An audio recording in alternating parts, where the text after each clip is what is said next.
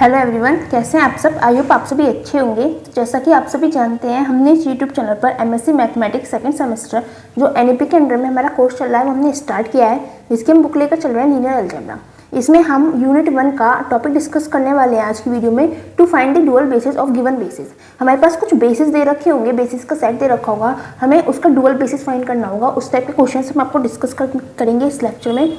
और ये जो क्वेश्चन होते हैं आपसे लॉन्ग आंसर टाइप क्वेश्चन से पूछे जाते हैं। मतलब अगर आपसे क्वेश्चन पूछा गया तो आपसे 101% 15 मार्क्स वाले क्वेश्चन में पूछा जाएगा।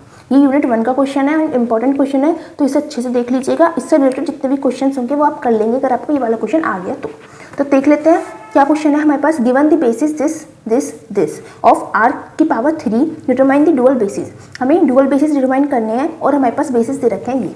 तो हम सबसे पहले क्या लिख लेते हैं, given the set of basis as follows. The set of basis as follows हमें किस तरह से दे रखे हैं, फॉलोज। ठीक है, हम इसे सेट को मान लेते हैं b। ठीक है, सेट हमारे पास b है जो बेसिस का सेट है। उसके अंदर किस तरह से एलिमेंट है, 1 -2 और 3 है फर्स्ट एलिमेंट। सेकंड है 1 -1 और 1 है। थर्ड हमारे पास क्या है, 2 -4 और 7। ठीक है, तो हमारे पास ये सेट दे दिया है बेसिस का। ठीक है, अब हम इसे क्या कर लेते हैं, लेट b इक्वल्स टू, हम b के अंदर सेट क्या एलिमेंट्स क्या मान लेते हैं, x1 x2 और x3 हम सेट्स मान लेते हैं। वेयर जो हमारा x1 है वो क्या होगा, हमारे पास फर्स्ट जो एलिमेंट है वो है 1, -2, 3। सेकंड जो हमारे पास एलिमेंट होगा x2 वो ये होगा 1 -1 और 1। और जो थर्ड है x3 वो हमारे पास थर्ड एलिमेंट होगा 2 -4 और 7। ओके, हमने सबसे पहले ये फाइंड कर लिया है। उसके बाद हम क्या करेंगे, ये हमें बेसिस दे रखे हैं। अब हम वो फाइंड कर लेते हैं जो हमें फाइंड आउट करने हैं, मतलब उसे उन्हें लेट कर लेते हैं। तो लेट बी डैश, ये जो हमें गिवन थे वो बी थे। अब हमें डुअल बेसिस फाइंड करना है तो उसे हम बी डैश से रिप्रेजेंट करते हैं। Let B dash equals to f1 f2 f3 B the dual basis, B the dual basis of B. ठीक है, हमें जो बेसिस का सेट दे रखा था वो क्या था, b equals to x1 x2 और x3 जो हमने लेट कर लिया। ठीक है, और जो हमें फाइंड करना है वो डुअल बेसिस फाइंड करना है, उसे हमने b डैश से रिप्रेजेंट करा है और उसके अंदर के एलिमेंट्स हमने f1 f2 और f3 से रिप्रेजेंट करे हैं। ठीक है, इसका मतलब क्या है, हमें f1 की वैल्यू फाइंड करनी है, f2 की वैल्यू फाइंड करनी है और f3 की वैल्यू फाइंड करनी है। ठीक है, तो अब उसके लिए हम क्या लेके चलेंगे, देखो हमें f1 क्या हुआ, हम कुछ भी एलिमेंट्स मान लेते हैं a, b, let a, b, c। ये कुछ भी एलिमेंट्स हैं जो किसको बिलोंग कर रहे हैं, हमारे सेट। ये जो एलिमेंट्स है R3 को बिलोंग कर रहे हैं, तो ये जो हमारे एलिमेंट्स है ये भी R के क्यूब को बिलोंग करेंगे। बट ये रियल नंबर्स होंगे तो हम ब्रैकेट में R भी लिख सकते हैं। ठीक है, तो हमारे पास ये एलिमेंट्स हैं जो R क्यूब को बिलोंग कर रहे हैं। तो हम क्या मान के चलेंगे कि f1 मतलब फर्स्ट डुअल बेसिस जो है वो क्या होगा, f1 of a, b, c। इन एलिमेंट्स का वो क्या होगा, हमारे पास एलिमेंट्स होगा a1 into a plus a2 into b plus a3 into c.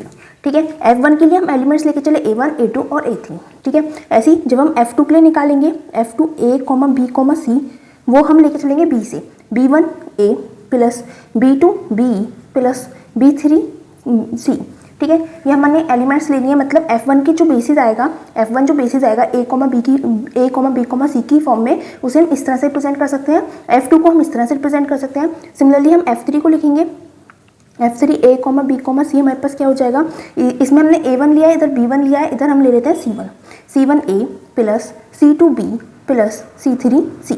ठीक है, इतना हो गया हमारे पास। अब हमारे पास थोड़ी सी रिप्रेजेंटेशन आ गई कि हमें किस तरह से अपने डुअल बेसिस को रिप्रेजेंट कर सकते हैं। अब हमें एक चीज़ पता है क्या, कि अगर कोई चीज़ fi और उसके अंदर हम एलिमेंट लें xj, ये इक्वल होता है इसके, एक तो 0 के इक्वल होता है, एक 1 के इक्वल होता है। 0 के इक्वल कब होता है, जब हमारा i is not equals to 0। ठीक है, जब हमारा i और j, दैट इज यहाँ पर i और ये j, ये दोनों आपस में इक्वल नहीं होंगे तो हमारी इसकी वैल्यू 0 आएगी। और अगर ये दोनों आपस में इक्वल हो जाएंगे तो इसकी वैल्यू 1 आएगी, that is i equals to j। ठीक है, ये चीज़ आपको कंडीशन को ध्यान में रख के चलनी है, तभी आप ये ड्यूअल बेसिस निकाल पाएंगे। ठीक है, अब हमारे पास ये कंडीशन है। अब देखो हमारे पास क्या क्या है, f1 है, f2 है और f3 है। और कौन कौन से स्टैंडर्ड बेसिस है, मतलब जो हमें गिवन बेसिस है वो x1, x2 और x3, ये गिवन बेसिस है और ये डुअल बेसिस है। तो हम इन सब के लिए वैल्यूज फाइंड करते हैं। देखो किस तरह से फाइंड करेंगे, f1, ठीक है, जो हमारा फर्स्ट डुअल बेसिस है उसके अकॉर्डिंग अब हम फर्स्ट का जो गिवन बेस है बोलेंगे f1 x1 इक्वल्स टू हमारे पास क्या वैल्यू आएगी, देखो 1 1 इक्वल है तो इसकी वैल्यू आ जाएगी हमारे पास 1। ठीक है। सिमिलरली f1 और x2 लेंगे, f1 x2 की वैल्यू क्या होगी, देखो ये दोनों आपस में अनइक्वल है, इज नॉट इक्वल है, तो इसकी वैल्यू 0 हो जाएगी, ठीक है। सिमिलरली लेंगे f1 x3, इसकी वैल्यू भी हमारे पास दोनों इक्वल नहीं है तो 0 हो गई। इस तरह से हम सारे जो यहाँ पे 9 पेयर्स बनेंगे उन सबको कंप्लीट कर लेते हैं। तो f2 x1 हो जाएगा, f2 x1 की वैल्यू 0 आ जाएगी क्योंकि 2 और 1 आपस में इक्वल नहीं है। इधर हो जाएगा f2 x2 वो इक्वल्स टू 1 आ जाएगा।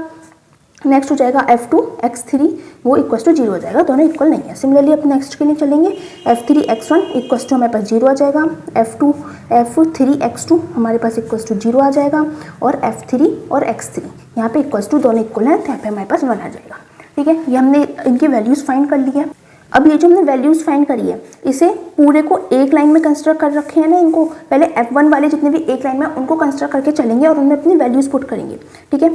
Putting values of x1, x2, x3 in first row, ठीक है। फर्स्ट रो में हम पुट कर देते हैं, या फिर इसकी नेमिंग भी कर सकते हैं कि इक्वेशन नंबर 1 है, ये इक्वेशन नंबर 2 है, इक्वेशन नंबर 3 है, ठीक है, या फिर फर्स्ट रो लिख सकते हैं, ठीक है। जब हम वैल्यूज पुट करेंगे तो क्या हो जाएगा, f1 और x1 क्या है हमारे पास, x1 की वैल्यू देखो हमने यहाँ पे लिखी है 1 -2 और 3, तो 1 - 2 और 3 इक्वल्स टू हमारे पास क्या वैल्यू आ जाएगी, इक्वल्स टू में हमारे पास क्या है 1, ठीक है, इक्वल्स टू 1 आ जाएगा।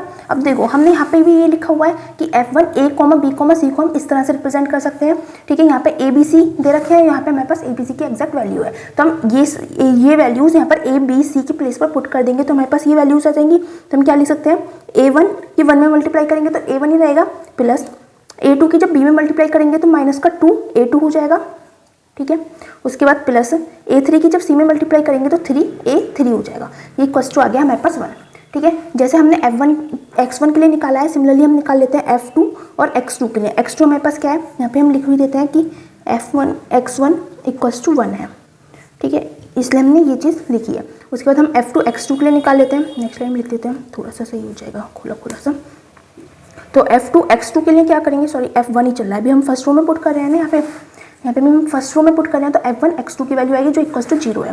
तो f1 और x2 की वैल्यू हमारे पास ये है 1 -1 और 1, ठीक है, इक्वल्स टू में कितना आ जाएगा हमारे पास, ये 0 है, since f1 x2 equals to 0, ठीक है, f1 x2 इक्वल्स टू 0, ठीक है।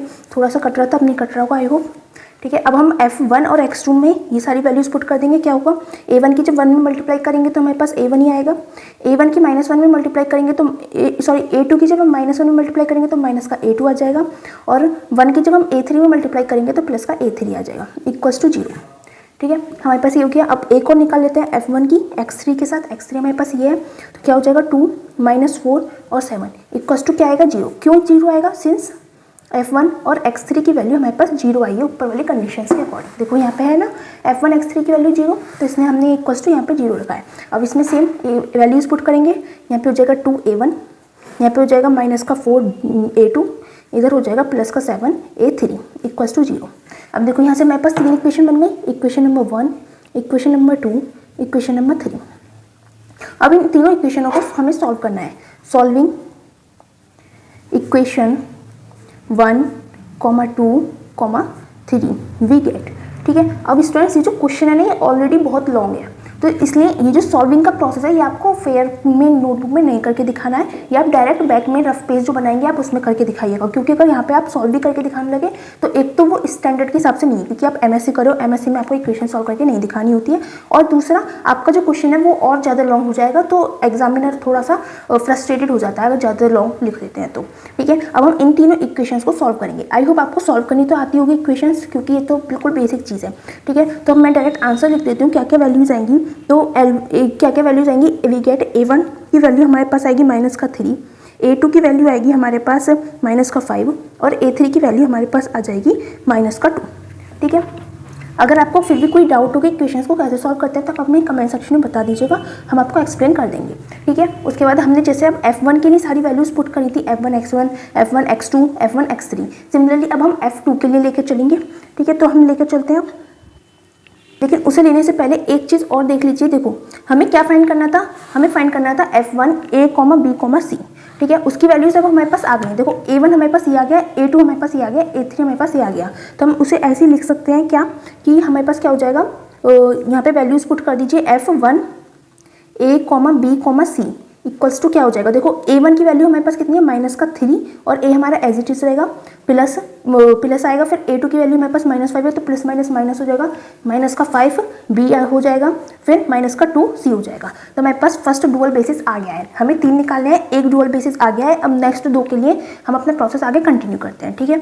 तो अब नेक्स्ट के लिए निकालते हैं for the next dual basis, for next dual basis, ठीक है। नेक्स्ट डुअल बेसिस के लिए बिल्कुल सेम प्रोसेस करना है। अब यहाँ पे f2 और x1 लेके चलेंगे, ठीक है। f2 x1 इक्वल्स टू हमारे पास क्या होगा, दोनों अनइक्वल है तो हमारे पास 0 वैल्यू आएगी। अपनी वैल्यूज पुट कर देते हैं। f2 और x1 की वैल्यू क्या है हमारे पास, यहाँ पर है देखो x1 की वैल्यू 1 -2 और 3 इक्वल्स टू हमारे पास आ गया है 0, ठीक है। अब हम f2 में अपनी वैल्यूज पुट करेंगे, देखो क्या होगा, b1 की a में 1 में मल्टीप्लाई करेंगे तो b1 ही आएगा, प्लस की जगह यहाँ पे माइनस भी लिख सकते हैं, चलो कोई नहीं, -2 का b हो जाएगा यहाँ पे -2 b2, क्योंकि b की जो वैल्यू है वो -2 है, यहाँ पे c की वैल्यू 3 है तो 3 b3 हो जाएगा, प्लस का 3 b3 इक्वल्स टू 0, ठीक है। ये हमारे पास इक्वेशन नंबर 1 हो जाएगी। इक्वेशन नंबर 1 तो हो चुके हैं, 1 2 3 हो चुके हैं, अब इसे इक्वेशन नंबर 4 मान लेते हैं, ठीक है। और सिमिलरली बाकी दोनों इक्वेशंस भी निकाल लेंगे। f2 के लिए मैं जल्दी से निकाल लेती हूँ, वीडियो पॉज करके, बिल्कुल सेम प्रोसेस है, ठीक है। तो इस तरह से यहाँ पे अपने वैल्यूज पुट कर लिए। अब हमने इक्वेशन की नेमिंग करती है 5 और 6, 4 हमने पहले वाले पेज पर ऑलरेडी बना ली थी, ठीक है। 4 ये रही, 5 ये रही और 6 ये रही, ठीक है। तो हम लिखेंगे on solving equation 4, 5, 6 we get. जब हम इन इक्वेशंस को सॉल्व करेंगे तो हमारे पास क्या वैल्यूज आएंगी, मैं डायरेक्ट आंसर लिख रही हूँ। हमारे पास b1 की वैल्यू आएगी, b1 इक्वल्स टू आएगा 2, b2 की वैल्यू आएगी हमारे पास 1 और b3 की वैल्यू आएगी हमारे पास 0, ठीक है। और उसके बाद हम क्या लिख सकते हैं, अब हमारे पास आएगा f2 a, b, c, ठीक है, जो हमारे पास नेक्स्ट डुअल बेसिस फॉर्म होगा, ठीक है। वो क्या होगा, f2 a, b, c। देखो किस तरह से हमारे पास वैल्यू है, b1a, देखो यहाँ पे b1a plus b2b plus b3c। b1 की वैल्यू पता है, b2 की वैल्यू पता है, b3 की वैल्यू पता है, तो इन सारी वैल्यूज़ को हम इसमें पुट कर देते हैं। b1 की 2a हो जाएगी प्लस b हो जाएगी, 1 की b में मल्टीप्लाई करेंगे तो b हो जाएगा, प्लस 0c करेंगे तो वो 0 ही रहेगा, तो हम इसे ऐसे ही लिख के रहने दे सकते हैं, ठीक है। अब लिखेंगे क्या, हमारे पास सेकंड डुअल बेस भी आ गया है। अब लिखेंगे फॉर थर्ड डुअल बेस, ठीक है। हम अब थर्ड डुअल बेस निकालेंगे, बिल्कुल सेम प्रोसेस रहने वाला है। अब यहाँ पे हम f2 लेकर चल रहे थे, अब हम f3 को लेकर चलेंगे। देखो कैसे करते हैं, f3, अब f3 का x1 के साथ क्या होगा, हमारे पास 0 बनेगी, f3 और x1 की वैल्यू हमारे पास कितनी है 1, -2, 3 इक्वल्स टू 0 हो जाएगा, ठीक है। अब इसमें हम अपनी वैल्यूज पुट करेंगे। देखो यहाँ पर हमने किस तरह से लिखा है, f3 a, b, c को c1a plus c2b plus c3c। तो हमारे पास क्या हो जाएगा, c1 की a में मल्टीप्लाई करेंगे तो हमारे पास c1 आएगा, c2 की b में मल्टीप्लाई करेंगे तो माइनस का 2 c2 हो जाएगा, और c3 की 3 में मल्टीप्लाई करेंगे तो प्लस का 3 c3 हो जाएगा, इक्वल्स टू हो गया हमारे पास 0। ये इक्वेशन नंबर हमारे पास 7 हो जाएगी।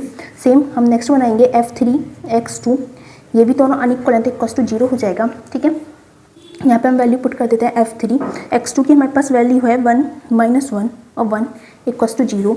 यहाँ पे हम अपनी वैल्यू सेम पुट कर देते हैं। देखो c1 की 1 में मल्टीप्लाई करेंगे c1 आएगा, फिर c2 की -1 में मल्टीप्लाई करेंगे तो माइनस का c2 आएगा, प्लस c3 की 1 में मल्टीप्लाई करेंगे तो c3 आ जाएगा, इक्वल्स टू 0। इक्वेशन नंबर 8, ठीक है।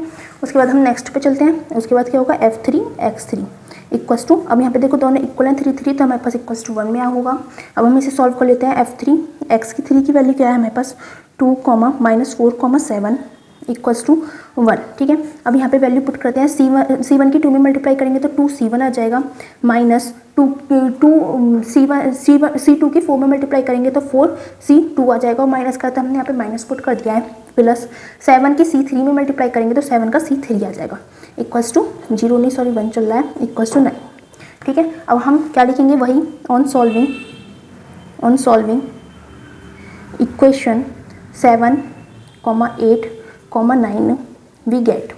हमें क्या मिलेगा, हमें यहाँ से c1, c2 और c3 की वैल्यू मिल जाएंगी। किस तरह से, क्या वैल्यूज आने वाली हैं, c1 की वैल्यू आएगी हमारे पास 1, c2 की वैल्यू आएगी हमारे पास 2 और c3 की वैल्यू हमारे पास आ जाएगी 1, ठीक है। और हम क्या लिख सकते हैं, हम नेक्स्ट पेज पर लिख लेते हैं वो ये हमारे पास F3 क्या आएगा, F3A, B, C क्या आएगा हमारे पास, देखो यहाँ पे हमारे पास C1 की वैल्यू पता है, C2 की वैल्यू पता है और C3 की वैल्यू पता है।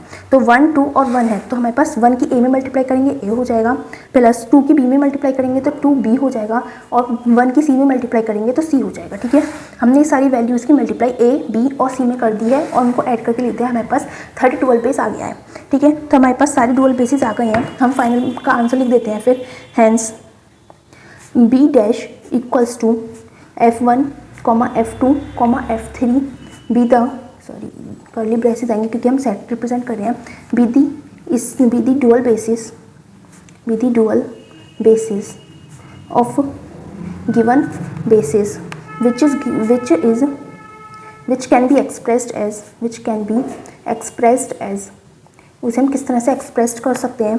बी डैश इक्वल्स टू हो जाएगा, हमारे पास क्या क्या वैल्यू आएंगी, सबसे पहले F1 की वैल्यू, F1 में हमारे पास क्या क्या वैल्यूज आई थी, देखो F1 की वैल्यू हमारे पास है यहाँ पे क्या क्या है, -3, -5 और -2, -3, -5 और माइनस का 2। ठीक है, माइनस का 2 ये है ना, -3, -5 और माइनस का 2। ओके, अब F2 की वैल्यू आएगी स्मॉल ब्रैकेट्स में। F2 की वैल्यू क्या है हमारे पास, 2, 1 और 0, 2, 1, 0। उसके बाद थर्ड लिख लेते हैं, थर्ड की वैल्यू क्या है हमारे पास, यहाँ पे देखो C1, C2 की वैल्यू 1, 2, 1। ठीक है, तो थर्ड हो जाएगा 1, 2, 1। इस तरह से हमारे जो क्वेश्चन है डुअल बेसिस फाइंड करने का ये कंप्लीट होता है।